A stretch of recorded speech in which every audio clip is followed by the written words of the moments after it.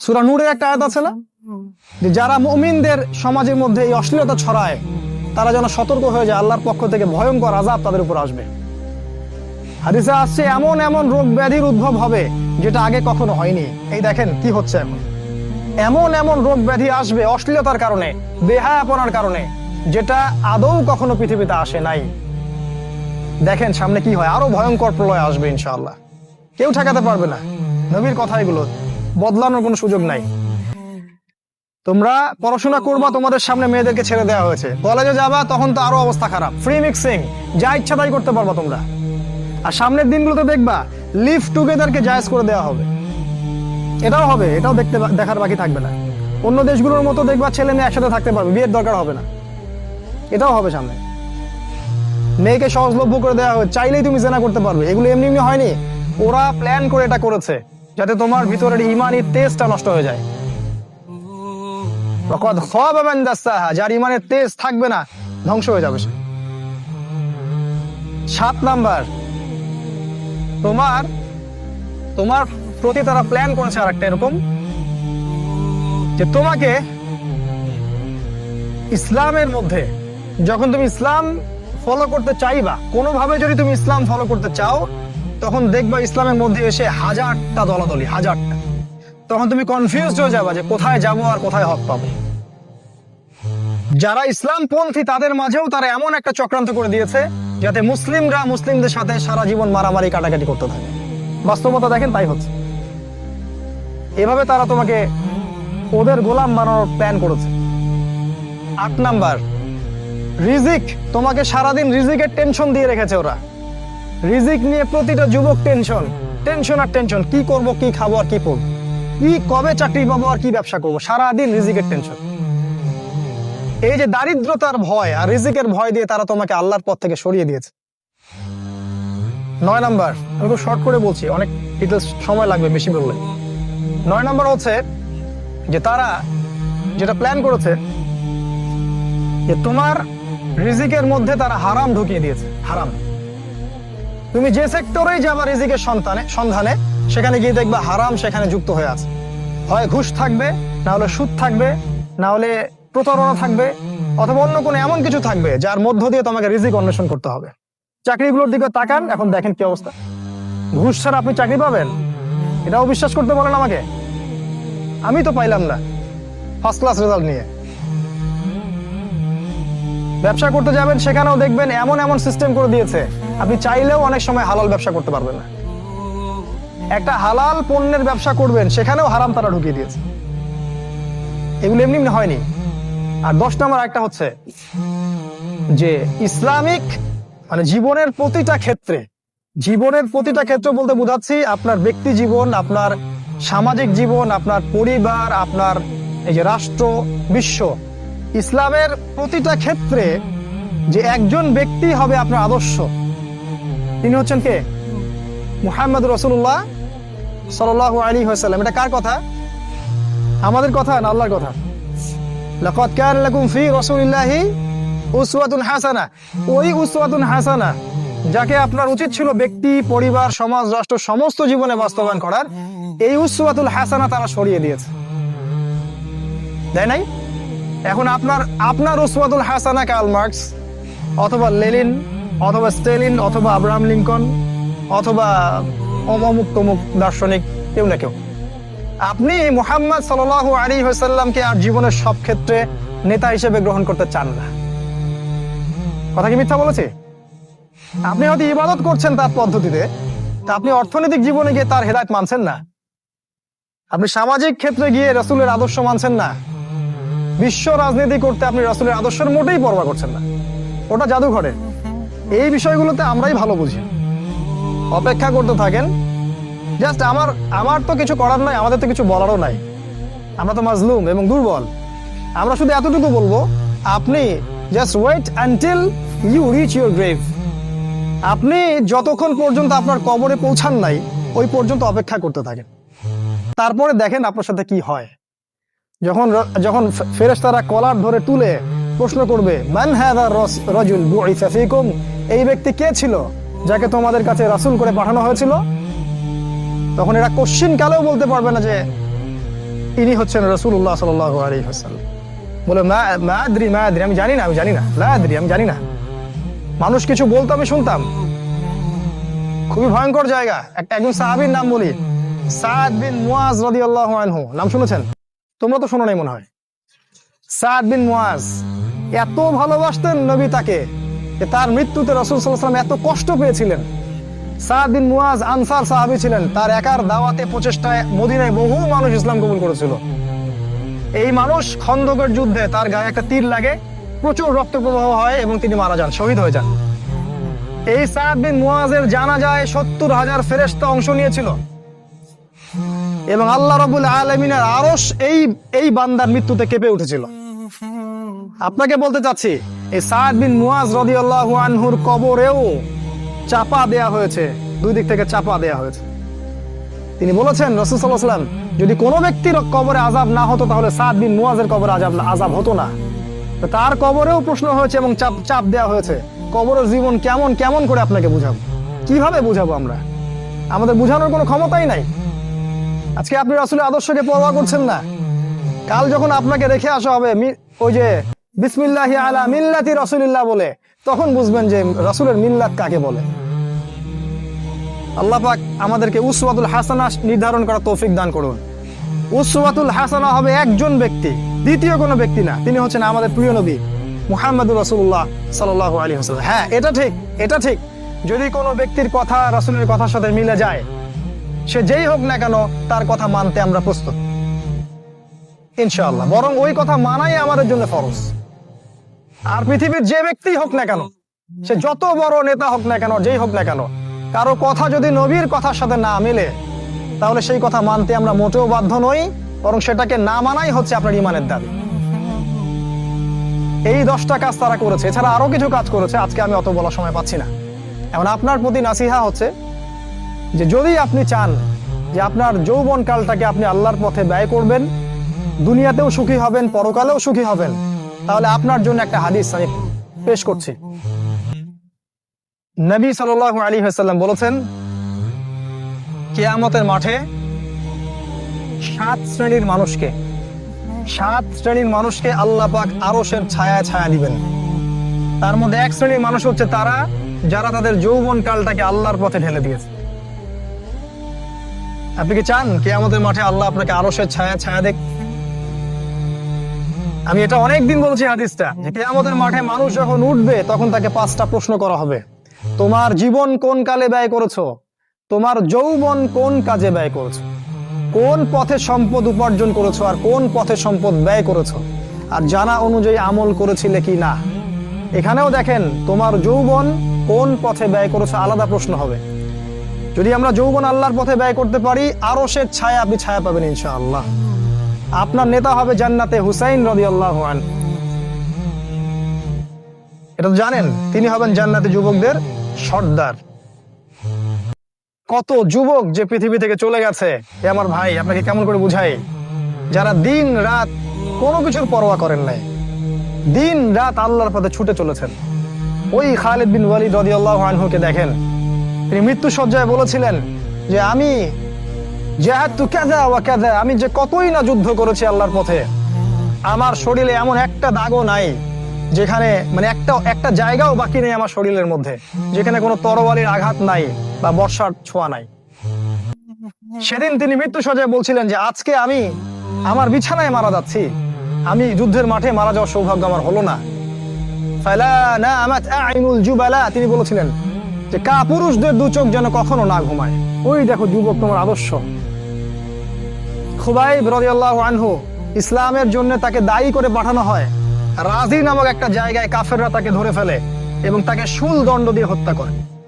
খুবাইব রাদিয়াল্লাহু আনহুকে যখন শুল দেয়া হচ্ছিল, তিনি বলছিলেন, এই কবিতাটা ভালো করে পড়বা, রাইকুল মাকতুম বই আছে, লাস্তু উবালিহি না উক্তালু মুসলিমান। তাকে যখন শুল দণ্ড দেয়া হচ্ছে, শুল দণ্ড মানে বোঝো, পিছন দিয়ে মানে লৌহ দণ্ড প্রবেশ করিয়ে মাথা দিয়ে বের করে, কঠিন দণ্ড, একটা ফাঁসির চেয়েও ভয়ঙ্কর। এই শুল দণ্ড তাকে দেয়া হচ্ছে এবং বলা হচ্ছে, তুমি কি চাও তোমাকে ছেড়ে দেই আর মুহাম্মাদকে তোমার জায়গায় শুলদণ্ড দেই? কাফেররা বলেছিল। আর এই যুবক বলেছিলেন যে আমার জীবনের বিনিময়ে নবীর একটা চুলের আঘাত পাক, সেটাও আমি চাই না।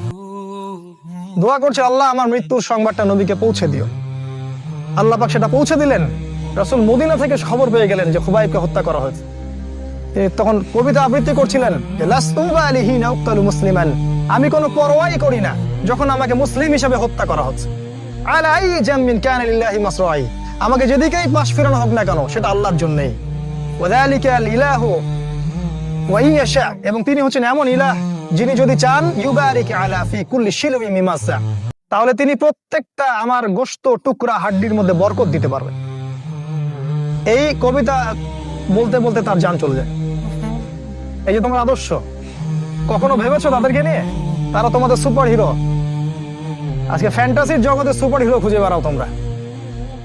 রাসূলের আদর্শ গ্রহণ করার সৌভাগ্য হলো না, খালিদ বিন ওয়ালিদকে দেখতে পারলে না, ওমর ইবনুল খাত্তাব এমন বীর যার সামনে 10 জন 15 জন কিছুই না, তরোয়াল নিয়ে বের হয়েছেন নবীকে হত্যা করবে।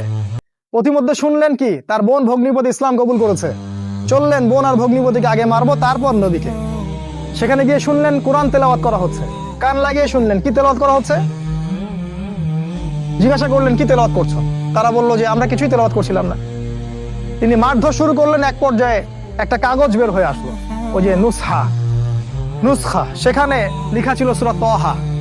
সেই সূরা তাহার তিলাওয়াত শুনে পড়তে পড়তে পড়তে পড়তে তার চোখ দিয়ে দরদর করে পানি পড়তে লাগলো, এবং তিনি বলতে লাগলেন ইয়ামবাগি লিমান ইয়াকুলু হাদা আল্লা ইউবাদা মাআহু গায়রা, যে সত্তা এরকম কুরআন নাজিল করতে পারে উচিত হবে না যে তার সাথে কাউকে শরীক করা হোক।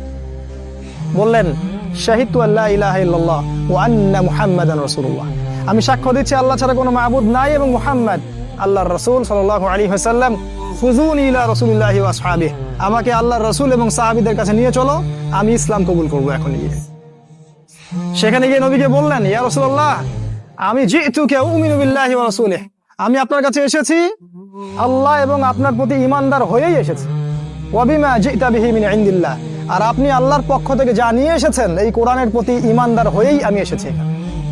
তিনি বললেন ওই সময় ওমর ইবনুল খাত্তাব যে ইয়া রাসূলুল্লাহ, আমরা কি হকের উপর নাই? আলাসনা আলাল হক ওয়া লাইসু আলাল বাতিল, আমরা কি হকের উপর নাই? মুশরিকরা কি বাতিলের উপর নাই? তাহলে আমরা কেন গোপনে গোপনে ইসলামের দাওয়াত দিব? আজকে থেকে প্রকাশ্যে ইসলামের দাওয়াত দিব। তখন থেকে ইসলাম প্রকাশ্যে দাওয়াত পেয়েছে, তার আগে পাইনি। তুমি ওমর হতে পারো না?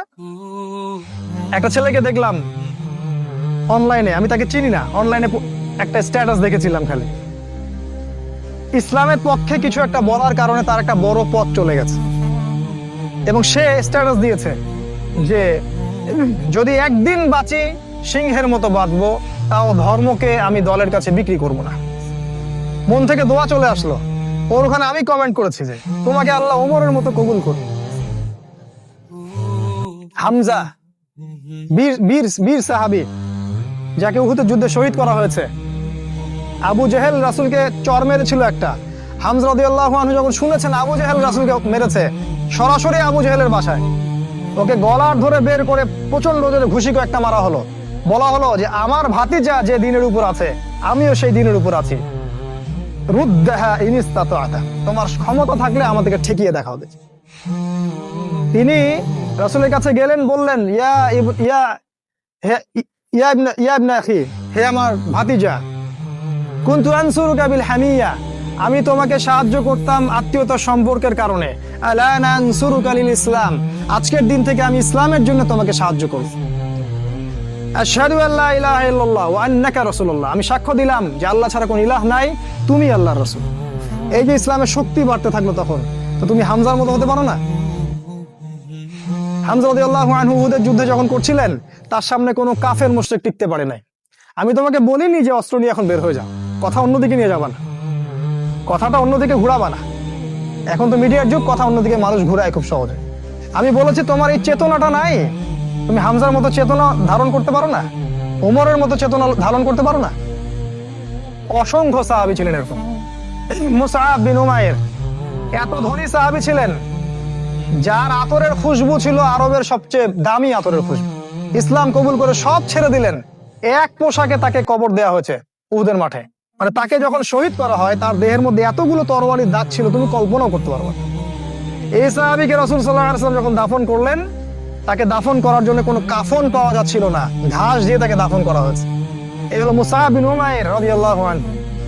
কত সাহাবী চলে গেছেন এমন দুনিয়া থেকে, কত বীর যোদ্ধা চলে গেলেন পৃথিবী থেকে, কিন্তু আজ পর্যন্ত তোমাদের এই আদর্শগুলো তোমরা অর্জন করতে পারলে না। তোমরা এখনো সেই পশ্চিমা সভ্যতার গোলক ধাঁধায় পড়ে আছো। ওই ইহুদি, ওই খ্রিস্টান, ওই দাজ্জালের অনুসারীরা যা শেখাচ্ছে তাই শিখছো, যা গিলাচ্ছে তাই গিলছো, মিডিয়া যা দেখছো তাই বিশ্বাস করছো। আল্লাহ পাক তোমাদের সবাইকে যেন ইসলামের দিকে হেদায়েত দান করেন, ফিরিয়ে নিয়ে আসেন, আল্লাহুম্মা আমিন। কয়েকটা পয়েন্ট খালি আকারে বলছি, কি করবা তুমি এখন? এক নাম্বার, তুমি তোমার জীবনের উদ্দেশ্যটাকে ফিক্স করো। ঠান্ডা মাথায় আজকে রাতের বেলা চিন্তা করবা যে আল্লাহ পাক তোমাকে কি জন্য দুনিয়ায় পাঠিয়েছেন। একটু চিন্তা করবা, 1 মিনিট একটু চিন্তা করবা যে তুমি পৃথিবীতে নাই, তুমি মারা গেছো। চিন্তা করবা তুমি মারা গেছো। এরপর চিন্তা করবা তুমি যে মারা গেছো পৃথিবীর কারো কোনো সমস্যা হচ্ছে কিনা। তুমি যে মারা গেছো পৃথিবী কি থেমে আছে? তোমার পরিবার থেমে থাকবে? তোমার শিক্ষা, তোমার বন্ধু বান্ধব, তোমার আত্মীয় স্বজন কেউ থেমে থাকবে? কেউ থেমে থাকবে না। তুমি পৃথিবীতে থাকো বা না থাকো, কারো কিছু আসে যাবে না। আল্লাহ পাক তোমাকে যে পৃথিবীতে রেখেছেন একটা সুযোগ খালি দিয়েছেন, এটা তুমি আল্লাহর দ্বীনের জন্য কিছু করতে পারো। এটাই আল্লাহ তোমার কাছে চান, আর কিচ্ছু চান না। আর কিচ্ছু আল্লাহ তোমার কাছে চান না।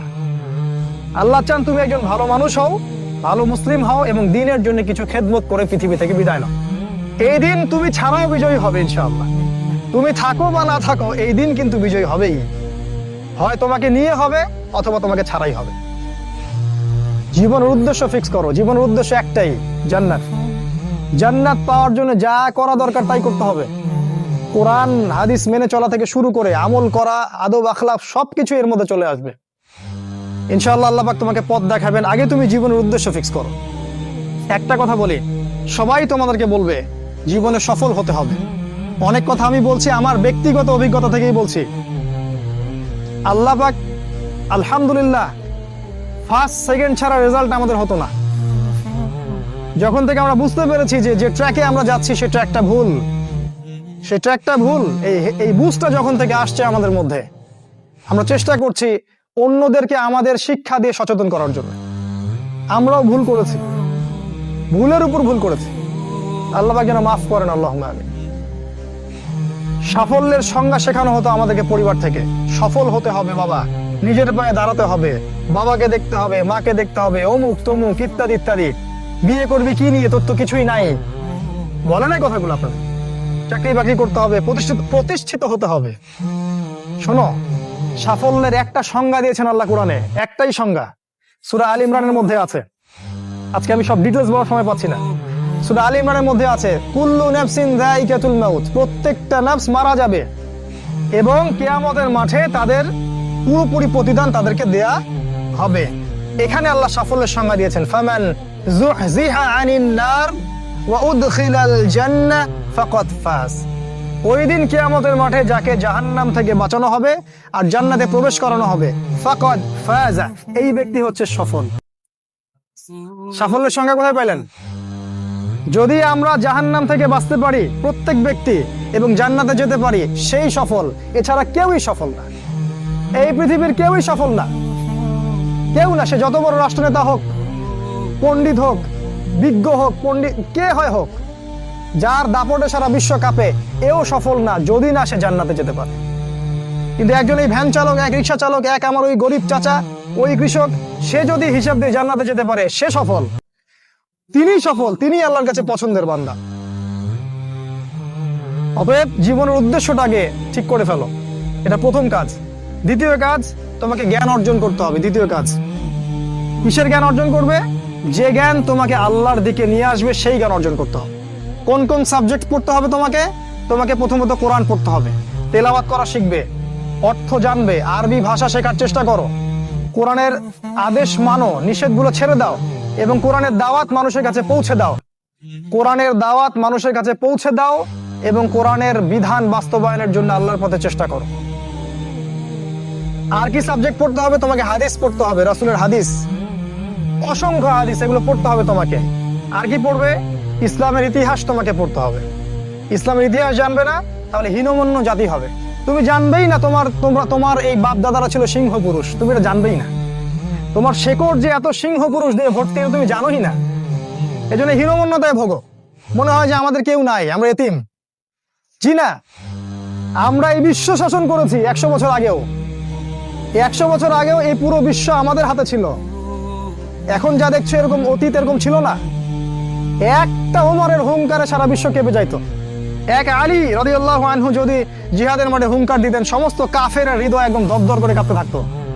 আমাদের সিংহ পুরুষ বাবারা দাদারা এরকম ছিলেন। আমরা এত হীনমন্য জাতি ছিলাম না, আজকে আমরা আমাদের পরিচয় ভুলে গেছি। পরিচয় ভুলে গেছে। ইতিহাস পড়তে হবে তোমাকে। আর কি পড়তে হবে? ইসলামের অর্থনীতি পড়বে। অর্থনীতি জানো না, তুমি হালাল হারাম বুঝতে পারবে না। ওরা তোমার সাথে প্রতারণা করে এমন হারাম ঢুকিয়ে দিবে তুমি বুঝতেই পারবে না এটা হারাম ছিল। ইকোনমিক্স পড়তে হবে, খুব ইম্পর্টেন্ট সাবজেক্ট এই জামানার জন্য। আর কি পড়তে? পলিটিক্যাল সায়েন্স, এই বিশ্ব রাজনীতি সম্পর্কে পড়াশোনা করবে, এটা গুরুত্বপূর্ণ সাবজেক্ট। এছাড়া জেনারেল লাইনে যে পড়াশোনাগুলো করছো এগুলো ভালো, আমি এগুলো পড়তে নিষেধ করিনি। আমি বলেছি এগুলোর শিকড়টা হবে ইসলামিক।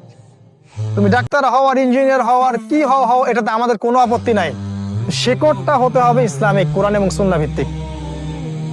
আর একটা সাবজেক্ট পড়বে ফিকহ। ফিকহ যদি না পড়ো তাহলে কি হবে জানো? তাহলে নফল মুস্তাহাব আমলগুলো নিয়ে মারামারি কাটাকাটি করে ফরজ ঐক্য নষ্ট করে ফেলবা। এখনকার দেখো না যে অল্প কিছু পড়াশোনা করে, 2 পাতা পড়াশোনা করে দায়ী হয়ে গেছে একেবারে। কোরআনটা ঠিক মতো পড়তে পারে না, কোরআনটা রিডিং ঠিক মতো পড়তে পারে না, বড় বড় ফতোয়া দিয়ে বেড়াচ্ছে, ওইটা হালাল আর ওইটা হারাম, ওইটা অমুকের এই নাই অমুকের সেই নাই। হচ্ছে না এটা ফিকহ না জানার কারণে হচ্ছে। ফিকহের বুঝ কঠিন বুঝ, গভীর বুঝ। এই জন্য ইমাম আবু হানিফা থেকে শুরু করে যত ফকিহ ছিলেন সবাইকে ভক্তি শ্রদ্ধা সম্মান করতে শিখো। ফিকহটা অনেক কঠিন একটা জিনিস। আমরা তো এখানে সমালোচনা বেশি করতে চাই, এটা ঠিক না। এই ফিকহের জ্ঞান না থাকলে তুমি কোনটা ফরজ, কোনটাকে বেশি গুরুত্ব দেওয়া লাগবে, কোনটা নফল, কোনটাকে মুস্তাহাব, কোনটা ওয়াজিব পর্যায়ের, কোনটা সুন্নতে মুআক্কাদা, কোনটা কি সব বুঝতে পারবে না। আর না বুঝতে পারলে তুমি কি করবা? যে বিষয়ে ছাড় দেয়া যেত সেটাকে ছাড় না দিয়ে তুমি বড় বড় জিনিসগুলোকে ভেঙে ফেলবা। খেয়াল করে দেখবেন ছোট ছোট মাসআলাগুলোকে নিয়ে, যেগুলো ইখতিলাফি মাসআলা, যেগুলো নিয়ে সাহাবায়ে কেরামদের মধ্যে দ্বিমত ছিল, এগুলোকে নিয়ে বাংলাদেশে শত শত দল হয়ে গেছে। হয় নাই? কোন দল কি বলেছে আল্লাহ নাই? কোন দল বলে যে রাসূল নাই, কোরআন নাই, আমাদের কিবলা আলাদা, এটা বলে? সবার আল্লাহ এক, রাসূল এক, কিবলা এক, কোরআন এক, সুন্নাহ এক, সব এক। তাহলে এতগুলো দল কেন হলো? ওই যে সংকীর্ণ মানসিকতা এবং এই ফিকহের বুঝ না থাকার কারণে হয়েছে। তাই ফিকহটা পড়বে, না হলে তোমার দ্বারা উপকার না হয় উম্মার ক্ষতি হয়ে যাবে। তোমার দ্বারা উপকার না হয় উম্মার ক্ষতি হয়ে যাবে। আর 2 সাবজেক্ট বলছি, জিওপলিটিক্স, ভূ রাজনৈতিক প্রেক্ষাপটটা পড়তে হবে তোমাকে। এর সাথে একটা সাবজেক্ট অবশ্যই পড়বে রাসূলুল্লাহ সাল্লাল্লাহু আলাইহি ওয়াসাল্লামের জীবনী। এই কয়েকটা সাবজেক্ট পড়তে পারো, শেষ জামানায় ইনশাআল্লাহ আল্লাহ পাক তোমার হাতে পতাকা দিবেন এবং তুমি আল্লাহর দ্বীনের পতাকা বহন করবে ইনশাআল্লাহ। জ্ঞান নাই, কিচ্ছু করতে পারবে না। যদি তুমি জ্ঞান অর্জন করতে না পারো তুমি বাতিলের মোকাবেলা করতে পারবে না। এখনকার যুদ্ধটা অস্ত্রের যুদ্ধ না, এখনকার যুদ্ধ জ্ঞানের যুদ্ধ। তুমি ওদের সাথে অস্ত্রের যুদ্ধ করে পারবে না। এখনকার যুদ্ধটা জ্ঞানের যুদ্ধ। ওটাও আসবে সামনে, যখন ইমামুল মাহদী আসবেন সারা বিশ্ব জুড়ে মালহামা শুরু হবে, তখন মহাযুদ্ধ। এই ফিজিক্যাল স্ট্রেংথ নিয়ে, মেন্টাল স্ট্রেংথ নিয়ে, ইমানের স্ট্রেংথ নিয়ে পারবে না। জ্ঞান অর্জন করো, কারণ রাসূল সাল্লাল্লাহু আলাইহি ওয়াসাল্লামকে প্রথম আল্লাহ আদেশ করেছেন ইকরা, পড়ুন পড়ুন পড়ুন। জ্ঞান নাই, সমাজ সংস্কার করতে পারবে না। এটা 2। 3 নাম্বার হচ্ছে জ্ঞান অনুযায়ী আমল করতে শেখো। দ্রুত যতটুকু জানলা আমল করতে শেখো, আগামীকালের জন্য ফেলে রাখবে না। আজকে যা শিখেছো আজকে আমল করো, রাসূলের সুন্নাহগুলোকে গুরুত্ব দিয়ে করো। যেখানে ইসলাম প্রশস্ততা দিয়েছে সেখানে প্রশস্ততা প্রদর্শন করো, যেখানে প্রশস্ততা নাই সেখানে ওটাই মেনে চলো। ইসলাম একটা প্রশস্ত রিলিজিয়ন, এখানে অনেক কিছু প্রশস্ততা আছে, সেই প্রশস্ত ইসলাম ফলো করো, আমলগুলো করো। প্রতিদিন 5 ওয়াক্ত সালাত মসজিদে জামাতের সাথে পড়তে হবে। যখন তুমি রমাজান মাস পাবে সওম রাখতে হবে, যাকাতের সম্পদ আসলে যাকাত দিবে, মানুষের সাথে ভালো আচরণ করতে শিখো, উম্মাহকে ঐক্যবদ্ধ করতে শিখো, কোরআনের জ্ঞান অর্জন করো, সুন্নাহর জ্ঞান অর্জন করো এবং জানা অনুযায়ী আমল করে তুমি তোমার নিজের ভিতরে একটা পরিবর্তন নিয়ে আসো। পবিত্র হওয়ার চেষ্টা করো, সব পাপ থেকে তওবা করে ফিরে আসো। রাসূলের সুন্নাহগুলোকে গুরুত্ব দাও। A to Z, বাথরুমে যাওয়া থেকে শুরু করে তোমার জীবনের প্রতিটা ক্ষেত্রে নবীজির সুন্নাহগুলোকে তোমার উপর বাস্তবায়ন করো। নিজের উপর সুন্নাহ নাই, তুমি সমাজে সুন্নাহ বাস্তবায়ন করতে পারবে না। 3 নাম্বার। 4 নাম্বার, আদর্শ পরিবার গড়ে তোলো। আদর্শ পরিবার গড়ে তোলার জন্য তোমাকে তাড়াতাড়ি বিয়ে করতে হবে। তোমার সামর্থ্য আছে, শারীরিক মানসিক সামর্থ্য আছে, রুজির একটা ব্যবস্থা আছে, বিয়ে করে ফেলো, দেরি করবে না। বিয়ে করে ফেলো, দেরি করবে না। আমি বলছি অবশ্যই অবশ্যই তোমার শারীরিক সামর্থ্য থাকতে হবে, মানসিক সামর্থ্য থাকতে হবে, অর্থনৈতিক সামর্থ্য থাকতে হবে, একটা মেয়ের রেসপন্সিবিলিটি নেওয়ার সামর্থ্য থাকতে হবে। সামর্থ্য হয়ে গেলেই তুমি বিয়ে করে ফেলো, আর কোনো দিকে দেখার দরকার নাই। এমনকি তোমার যদি একাধিক বিয়ে করার সামর্থ্য থাকে সেটাও তোমাকে করতে হবে। যার একাধিক বিয়ে করার সামর্থ্য আছে সে যদি না করে সেটাই তার জন্য গুনার কাজ। জি, এই কথাগুলো বলার সাহস পায় না অনেকে, এই কথাগুলো বলার সাহস হয় না, আলেমদেরই হয় না। 2টা বিয়ে করলে মানুষ আবার কি মনে করবে, আমার মনে হয় চরিত্রের সমস্যা ইত্যাদি ইত্যাদি। আরে বোকা, তাহলে কোরআনের মধ্যে 4টা বিয়ের কথা আসলো কেন? আল্লাহ পাক কি এমনি এমনি আয়াত নাযিল করলেন নাকি? আল্লাহ পাক খুব ভালো করেই জানেন ছেলেদের চেয়ে মেয়েদের সংখ্যা বেশি হবে, অনেক ছেলে মারা যাবে, মেয়েরা সমাজে বেঁচে থাকবে।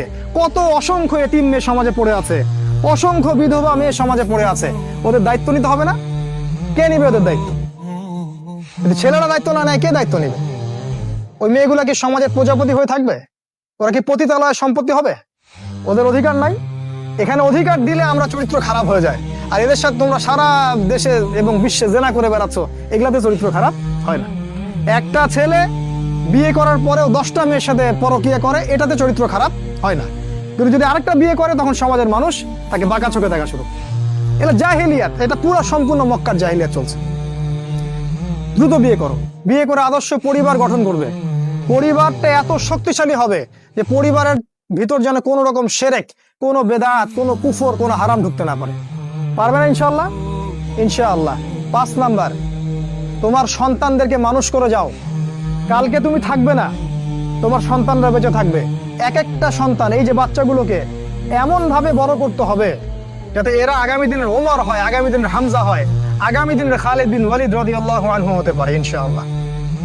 নিজে কি করেছি, সারা জীবন বৃথা চলে গেল। নিজের সাথে যা হয়েছে হয়েছে, বাচ্চাদের সাথে আর রিস্ক নেবেন না। বাচ্চাদেরকে ধ্বংস করবেন না আল্লাহর ওয়াস্তে। ওদেরকে আল্লাহর পথে দিয়ে দিন, দিন শেখান, কোরআন শেখান, হাদিস শেখান, ডিনামাইট করে গড়ে তোলে। 6, 7 নাম্বার, হালাল রিজিক অন্বেষণ করো তোমরা। রিজিকটা যত ছোট পেশা হোক না কেন, যদি হালাল হয় অবশ্যই সেটাই উত্তম। আর যত বড় পেশা হোক না কেন, যদি হারাম হয় সেটা তোমার জন্য জাহান্নামে যাওয়ার কারণ হবে।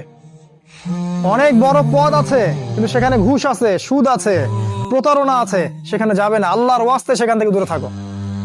আর তুমি যদি কৃষক হয়ে থাকো, তোমার রুজির মধ্যে হালাল থাকে, তুমি কৃষি কাজ করেই সংসার চালাও, কোনো সমস্যা নাই ভাই, কোনো সমস্যা নাই। লজ্জার কিছু নাই, অপমানের কিছু নাই। তুমি আল্লাহর কাছে প্রিয় বান্দা। আল্লাহ পাক বলেছেন ইন্নাল্লাহা তাইয়্যিব লা ইকবালু ইল্লা তাইয়্যিব। আল্লাহ পাক পবিত্র, পবিত্র রিজিক ছাড়া তিনি গ্রহণ করেন না। সারা জীবনের ইবাদত কবুল হবে না যদি আপনার রিজিকের মধ্যে হারাম থাকে। কিচ্ছু করার নাই, নবীর কথা পাল্টাতে পারবেন না। সারা জীবন সুদ ঘুষ খেয়ে বছর বছর হজ উমরা করবেন আর হাদিস সাহেব লকব লাগাবেন, ওইসব করে লাভ নাই আল্লাহর কাছে, কোনো লাভ নাই। ওইরকম হজ আবু জেহেলও করতো, আবু জেহেল হজ করতো এরকম। ওইসব হজ উমরা আল্লাহ পাকের কাছে দেখায় লাভ নাই। রিজিক হতে হবে পিওর, পরিশুদ্ধ, যেটা খুব ডিফিকাল্ট। এই জন্য আপনাকে নাসিহা করছি, কৃষিভিত্তিক অর্থনীতির দিকে চলে আসেন। কৃষিভিত্তিক অর্থনীতি, এটা আপনার জন্য ভালো হবে ইনশাআল্লাহ। আর ব্যবসা ভিত্তিক, কটা বললাম? 7, 8 আর 2-3টা বলে শেষ করছি। 8 নাম্বার হচ্ছে শারীরিকভাবে শক্তিশালী থাকতে হবে। এর জন্য আপনাকে নিয়মিত ব্যায়াম করতে হবে, নিয়মিত ফিজিক্যাল এক্সারসাইজ বলেন, জিম বলেন, অন্যান্য যে বিষয়গুলো আছে এগুলো আপনাকে করতে হবে। যে খাবারগুলো আপনি খাবেন, প্রত্যেকটা খাবার বিশুদ্ধ কিনা অবশ্যই পরীক্ষা করে খাবেন। এমন কোনো খাবার খাবেন না যে খাবার প্রস্তুত করেছে ওরা, অর্থাৎ ওরা, বুঝতে পারছেন কারা? কারণ ওদের খাবারের মধ্যে এমন কিছু থাকে যেটা আপনাকে আস্তে আস্তে আস্তে আস্তে ধ্বংস করে দিবে। এত ক্যান্সারের রোগী আগে ছিল, এত ডায়াবেটিসের রোগী আগে ছিল, এই যে প্রেশার, হাবি জাবি, স্ট্রোক টু এগুলো আগে ছিল না। এগুলো রোগ আগে ছিল না। বিগত এই 50 বছরে দেখবেন এমন এমন সব রোগ এত বেশি বেশি করে বাসা বেঁধেছে যে আমাদের প্রজন্মের পর প্রজন্ম ধুকে ধুকে মারা যাচ্ছে। অতএব খাবারের ব্যাপারে সচেতন থাকবেন, এমন খাবার গ্রহণ করবেন না যে খাবারটা বিশুদ্ধ না, যে খাবারটা ম্যানুফ্যাকচার, সেটা গ্রহণ করবেন না। মানে মানুষ ওই কলকারখানায় তৈরি করেছে এমন খাবার খাবার খাবেন না। নিজে খাবার উৎপাদন করে খান, নিজে চাষ করে খান, খাঁটি জিনিস খুঁজে খুঁজে খাবেন। আল্লাহর ওয়াস্তে এটা নসিহা করছে এই কারণে, আপনি প্রচন্ড অসুস্থ হয়ে যাবেন যদি আপনি ওদের খাবার খান। আজকে বুঝতে পারবেন না, যখন হবেন তখন আমার কথা বুঝতে পারবেন। এটা কত বলো? 8, 9 নাম্বার মুসলিম উম্মাহ। আর দুটো বলে শেষ করি। 9 নাম্বার হচ্ছে মুসলিম উম্মার মাঝে এই যে বিভক্তি চলছে, আপনি বিভক্তিটাকে দূর করে একটা জায়গায় নিয়ে আসার চেষ্টা করেন। কিভাবে করবেন? নতুন একটা দল খুলতে হবে না। আপনি যদি একটা প্রতিষ্ঠান করে থাকেন, একটা ফাউন্ডেশন করে থাকেন, একটা সংগঠন করে থাকেন, যেটাই করে থাকেন, আপনি যদি এতটুকু নসিহা গ্রহণ করেন যে হ্যাঁ, এই শতদা বিভক্ত এই উম্মার প্রত্যেকেই আমার ভাই, সে যে মাযহাবি হোক আর যে তরিকাই হোক, সে আমার ভাই, সেও মুসলিম, আমিও মুসলিম, তার সাথে আমার কিছু বিষয়ে হয়তো দ্বিমত আছে, কিন্তু এই না, তার মানে এই না যে সে কাফের আর আমি মুসলিম, সে কাফের আর আমি মুসলিম, এমন নয়। প্রত্যেকেই আমার ভাই। প্রত্যেকটা দলের মধ্যে যদি ভালো ভালো কিছু পান, সেই ভালোটুকু আপনি গ্রহণ করেন। আপনি দেখবেন প্রতিটা দলের মধ্যেই ভালো না কিছু আছে না? নাকি নাই? সবই খারাপ? প্রত্যেকটা ইসলামপন্থী দলের মধ্যেই ভালো কিছু না কিছু অবশ্যই আছে। সেই ভালোটাকে আপনি নিয়ে নেন, ব্যাস হয়ে গেল। আর প্রতিটা ইসলামপন্থী দলের মধ্যে দেখবেন কিছু না কিছু বিতর্কিত বিষয় আছেই। নাকি সব 100% পারফেক্ট? আছেই।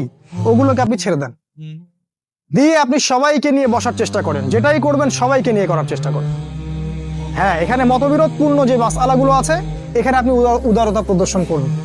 ফিকহের ব্যাপারে উদারতা প্রদর্শন করুন, আকীদার ব্যাপারে আপনি স্ট্রং থাকেন। ব্যাস এভাবে আপনি উম্মার মধ্যে একটা ঐক্য আনতে পারবেন ইনশাআল্লাহ। আর এই উম্মার ঐক্য যদি না থাকে, তাহলে আগামী দিনগুলোতে এই উম্মাকে বাঁচাতে পারবে না কেউ না। এই উম্মার ঐক্য যদি ধ্বংস হয়ে যায়, যেটা হয়ে গেছে প্রায়, এই অবস্থা যদি চলতে থাকে আগামী 10 বছর, এই উম্মার ধ্বংস কেউ ঠেকাতে পারবে না ইল্লা মাশাআল্লাহ। খুবই কনসিয়াস থাকেন, এটা ফরজ জিনিস। ওয়াতাসিমু বিহাবলিল্লাহি জামিআ, আল্লাহ পাক বলেছেন আল্লাহর রজ্জু একসাথে শক্ত করে ধরো, এটা আল্লাহর আদেশ। আর যেটা আল্লাহর আদেশ সেটা ফরজ। আপনার জোরে আমিন বলা ফরজ নয়, পায়ে পা লাগানো ফরজ নয়, রফুল ইয়াদাইন করা ফরজ নয়, আপনারা যে আরো জিকিরের তরিকাগুলো বের করেছেন এগুলো ফরজ নয়। এগুলো গুরুত্বপূর্ণ হতে পারে, সুন্নাহ, ফরজ নয়। ওয়াতাসিমু এটা ফরজ। আল্লাহর রজ্জু শক্ত করে একসাথে ধরে থাকো, এটা ফরজ। আপনি ফরজটাকে ছেড়ে দিয়ে সুন্নাহ ধরতে পারেন না। যদি ধরেন তাহলে আপনার নির্বোধ, আপনি বোঝেন না যে কোনটাকে বেশি গুরুত্ব দিতে হবে। অতএব উম্মার ঐক্যের জন্য কাজ করুন। যারা ঐক্যের জন্য কাজ করছে ওদেরকে সহযোগিতা করুন। আপনার সময় থাকলে সময় দেন, মেধা থাকলে মেধা দেন, অর্থ থাকলে অর্থ দেন, অথবা দোয়া করে সহযোগিতা করুন।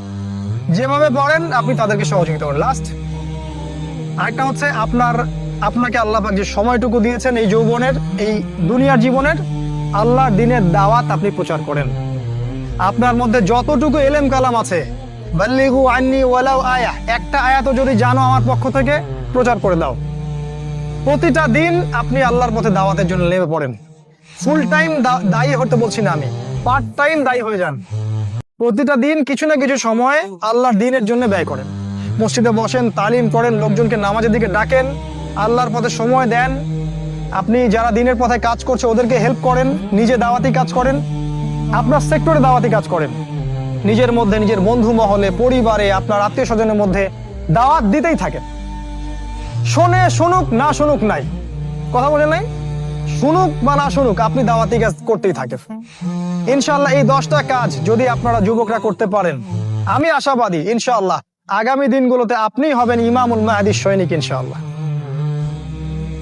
আজকে আর লম্বা করছি না। আল্লাহ পাক আমাদের সবাইকে এই 10টা গুণাবলী অর্জন করার তৌফিক দান করুন, এবং আমাদের জীবন এবং আমাদের যৌবনটাকে আল্লাহর পথে ঢেলে দেওয়ার, উৎসর্গ করার তৌফিক আল্লাহ পাক দান করুন। আল্লাহ রাব্বুল আলামিন আমাদের প্রত্যেককে কোরআন এবং হাদিসের বুঝ দান করুন, আল্লাহুম্মা আমিন। আল্লাহ পাক আমাদের সবার আদর্শ পরিবার গড়ে দিন, হালাল রিজিকের ব্যবস্থা করে দিন, আমাদের বিয়েগুলোকে আল্লাহ সহজ করে দিন। আল্লাহ পাক সমাজের সমস্ত জাহেলিয়াত থেকে আমাদেরকে হেফাজত করুন। আল্লাহ পাক আমাদেরকে কোরআন, সুন্নাহ এবং রাসূলের আদর্শ জীবন গড়ার তৌফিক দান করুন। আল্লাহ পাক আমাদেরকে ইসলামের ইতিহাস পড়ার তৌফিক দান করুন, আমাদেরকে ইসলামের বীর সেনানী হওয়ার তৌফিক দান করুন। আমাদের মৃত আত্মীয় স্বজনদেরকে আল্লাহ পাক মাফ করে দিন। যারা অসুস্থ আছে আল্লাহ পাক সবাইকে শেফায়ে কামেলা দান করুন।